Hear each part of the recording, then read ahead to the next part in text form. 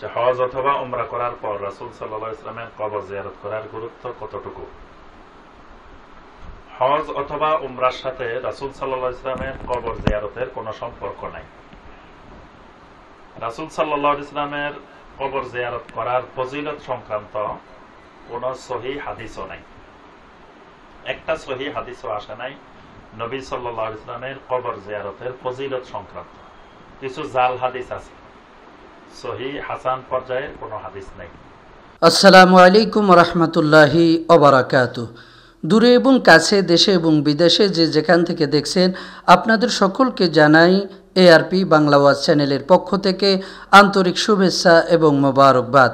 প্রিয় দর্শক, আজ আমি আলোচনা করব প্রিয় নবী সাল্লাল্লাহু তাআলা আলাইহি ওয়াসাল্লামের রওজা মুবারক জিয়ারত করার গুরুত্ব। আমাদের দেশে এমন কিছু আলেম ওলামারা আছে যারা বলে যে প্রিয় নবী সাল্লাল্লাহু তাআলা আলাইহি ওয়াসাল্লামের রওজা মুবারক জিয়ারত করা কোনো হজের অংশ নয়।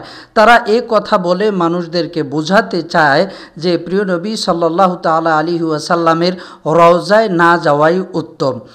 তো ভাইরা আমার, পবিত্র কোরআনুল করিম ফুরকানুল হামিদের মধ্যে আল্লাহ তাআলা ইরশাদ করেন সূরা নিসার ৬৪ নম্বর আয়াত ১ নম্বর মঞ্জিল। আল্লাহ পাক সুবহানাহু ওয়া তাআলা বলেন, ওয়ালাউ আন্নাহুম ইয যালামু আনফুসাহুম জাউকা ফাস্তাগফিরুল্লাহা ওয়াস্তাগফারা লাহুমুর রাসূলু লাওয়াজাদুল্লাহা তাওয়াবার রহিমা। আল্লাহ তাআলা বলেন, ওয়ালাউ আন্নাহুম ইয যালামু আনফুসাহুম, তারা যদি নিজেদের প্রতি জুলুম করে, জাউকা ফাস্তাগফিরুল্লাহা ওয়াস্তাগফার, এখানে জাউকা বোঝানো হয়েছে প্রিয় নবী হুজুরে আকরাম সাল্লাল্লাহু তাআলা আলাইহি ওয়াসাল্লামের রওজা মুবারক। যে প্রিয় নবী সাল্লাল্লাহু তাআলা আলাইহি ওয়াসাল্লামের রওজা মুবারকে যাও, সেখানে গিয়ে তাওবা করো, আল্লাহ তাআলার কাছে ইস্তেগফার করো। ফাস্তাগফিরুল্লাহা ওয়াস্তাগফারা লাহুমুর রাসূল, আমার রসুল যদি তোমাদেরকে উম্মত হিসাবে কবুল করে, লাওয়াজাদুল্লাহা তাওয়াবার রহিমা, তবে আমি আল্লাহকে তাওবা কবুলকারী হিসাবে পাবে। সুবহানাল্লাহ, সুবহানাল্লাহ। এই আয়াতে কারিমায় আল্লাহ পাক সুবহানাহু ওয়া তাআলা প্রিয় নবী হুজুরে আকরাম সাল্লাল্লাহু তাআলা আলাইহি ওয়াসাল্লামের রওজা মুবারক জিয়ারত করার গুরুত্ব বুঝিয়েছেন। প্রিয় নবী সাল্লাল্লাহু তাআলা আলাইহি ওয়াসাল্লামের রওজা মুবারক জিয়ারত করা ইমানদারের কাছে ফরজ। কারণ কেউ হজ করতে গেল, নবীজির রওজায় গেল না, আমি মনে করব তার হজ সুসম্পন্ন হবে না। কারণ সরাসরি আল্লাহ তাআলা নবীজি সাল্লাল্লাহু তাআলা আলাইহি ওয়াসাল্লামের রওজা মুবারকে যাওয়ার জন্য আল্লাহ পাক সুবহানাহু ওয়া তাআলা এই আয়াতে কারিমায় তাগিদ দিয়েছেন। এখন আসুন, রাসূল আকরাম সাল্লাল্লাহু তাআলা আলাইহি ওয়াসাল্লাম তিনি তার রওজা মুবারক জিয়ারত করার জন্য কিভাবে তিনি গুরুত্বারোপ করেছেন। বাইহাক্কি শরীফের মধ্যে এসেছে, আল্লাহর প্রিয় নবী সাল্লাল্লাহু তাআলা আলাইহি ওয়াসাল্লাম বলেন, মান যারা কবরি ওয়াজাবাত লাহু শাফাআতি, যে ব্যক্তি আমি রসুল সাল্লাল্লাহু তাআলা আলাইহি ওয়াসাল্লামের রওজা মুবারক জিয়ারত করবে, তার জন্য আমি রসুল করিম সাল্লাল্লাহু তাআলা আলাইহি ওয়াসাল্লামের সুপারিশ ওয়াজিব হয়ে যাবে। সুবহানাল্লাহ। আরেকটি হাদিস শরীফ, মান হাজ্জা ফাজারা কবরি বা'দা মাউতি কানা কামান ঝারনি ফি হায়াতি। রাসূল আকরাম সাল্লাল্লাহু তাআলা আলাইহি ওয়াসাল্লাম বলেছেন, যে ব্যক্তি হজ করবে অতঃপর আমার ইন্তেকালের পরে যিনি জিয়ারত করবে, তিনি যেন আমার জীবদ্দশায় সাক্ষাৎ করল। সুবহানাল্লাহ, সুবহানাল্লাহ বিহামদিহি। রাসূল আকরাম সাল্লাল্লাহু তাআলা আলাইহি ওয়াসাল্লাম আর একটি হাদিস শরীফের মধ্যে তিনি বলেছেন, হায়াতি খৈরুল লাকুম ওয়া মামাতি খৈরুল লাকুম।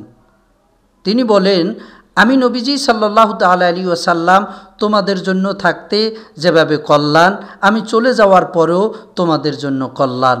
সুবহানাল্লাহ। এ থেকে বোঝা যায় রাসূল করিম সাল্লাল্লাহু তাআলা আলাইহি ওয়াসাল্লামের রওজা মুবারক জিয়ারত করা কত গুরুত্ব। আসুন, নবীজি সাল্লাল্লাহু তাআলা আলাইহি ওয়াসাল্লাম ছাড়া দোয়া কবুল হবে না, তওবাও কবুল করা হবে না, ইস্তেগফারও কবুল করা হবে না। নবীজি সাল্লাল্লাহু তাআলা আলাইহি ওয়াসাল্লাম ছাড়া ইবাদতও কবুল হবে না। ইবনে মাসউদ রাদিয়াল্লাহু তাআলা আনহু থেকে বর্ণিত একটি একটি হাদিস শরীফের মধ্যে পাওয়া যায় যে আমাদের ইবাদত, আমাদের দোয়া আসমান এবং জমিনের মধ্যে লটকানো থাকে। যতক্ষণ না রসুল করিম সাল্লাল্লাহু তাআলা আলাইহি ওয়াসাল্লামের দুরূদ শরীফ পাঠ করা না হয়, ততক্ষণ পর্যন্ত আরশে আজিমে আল্লাহ তাআলার কাছে আমাদের দোয়া পৌঁছায় না। যখনই নবীজি সাল্লাল্লাহু তাআলা আলাইহি ওয়াসাল্লামের প্রতি দুরূদ শরীফ পড়ে, তখনই আমাদের দোয়াগুলি আরশে আজিমে আল্লাহ তাআলার দরবারে পৌঁছে যায়। সুবহানাল্লাহ। আসুন, গ্রাম্য একজন সাহাবী নবীজি সাল্লাল্লাহু তাআলা আলাইহি ওয়াসাল্লামের ইন্তেকালের পরে নবীজি সাল্লাল্লাহু আলাইহি ওয়াসাল্লামের রওজার পাশে কান্নাকাটি আরম্ভ করলেন। বললেন, ইয়া রাসূলুল্লাহ, ইয়া হাবিবাল্লাহ, আপনি বলেছেন আপনার রওজা পাকে আসলে নাকি যেভাবে জীবদ্দশায় আপনার সাথে সাক্ষাৎ করেছে, আপনার ওফাতের পরে নাকি ওইভাবেও সাক্ষাৎ করা হয়। ইয়া রাসূলুল্লাহ, ইয়া হাবিবাল্লাহ, আপনার রওজা মোবারক জিয়ারত করলে আপনি তার জন্য সুপারিশ করবেন। ইয়া রাসূলুল্লাহ, আপনার শানে আল্লাহ তাআলা বলেছেন আপনার রওজা মোবারকের পাশে এসে যাতে তওবা করি, আপনি আমাকে কবুল করুন। রাসূল করিম সাল্লাল্লাহু তাআলা আলাইহি ওয়াসাল্লাম সেই উম্মতকে রওজা মোবারক থেকে আওয়াজ দিচ্ছে, হে আমার উম্মত, তোমাকে আমি কবুল করেছি, তোমার তওবাও আল্লাহ তাআলা কবুল করেছে। সুবহানাল্লাহ, সুবহানাল্লাহ। আল্লাহর প্রিয় হাবিব সাল্লাল্লাহু তাআলা আলাইহি ওয়াসাল্লাম পবিত্র রওজা শরীফে জিন্দা রয়েছে। এ প্রমাণ শুধু গ্রাম্য সাহাবী নয়, ওই দিন হাজার হাজার মানুষ নবীজি সাল্লাল্লাহু তাআলা আলাইহি ওয়াসাল্লামের রওজা মোবারক থেকে এ আওয়াজ শুনতে পেয়েছে। সুবহানাল্লাহ। তাছাড়া নবীজি বলেছেন, আমি চলে গেলেও তোমাদের জন্য কল্যাণ এবং আমার জীবদ্দশাও তোমাদের জন্য কল্যাণ। সুবহানাল্লাহ, সুবহানাল্লাহ। তো ভাইরা আমার, আমরা বাংলাদেশ থেকে নিয়াত করে নেব, হজ করতে গেলে অবশ্যই অবশ্যই আমরা নবীজি সাল্লাল্লাহু তাআলা আলাইহি ওয়াসাল্লামের রওজা মোবারক জিয়ারত করব।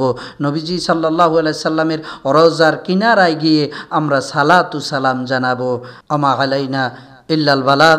আসসালামু আলাইকুম ওয়া রাহমাতুল্লাহি ওয়া বারাকাতুহু।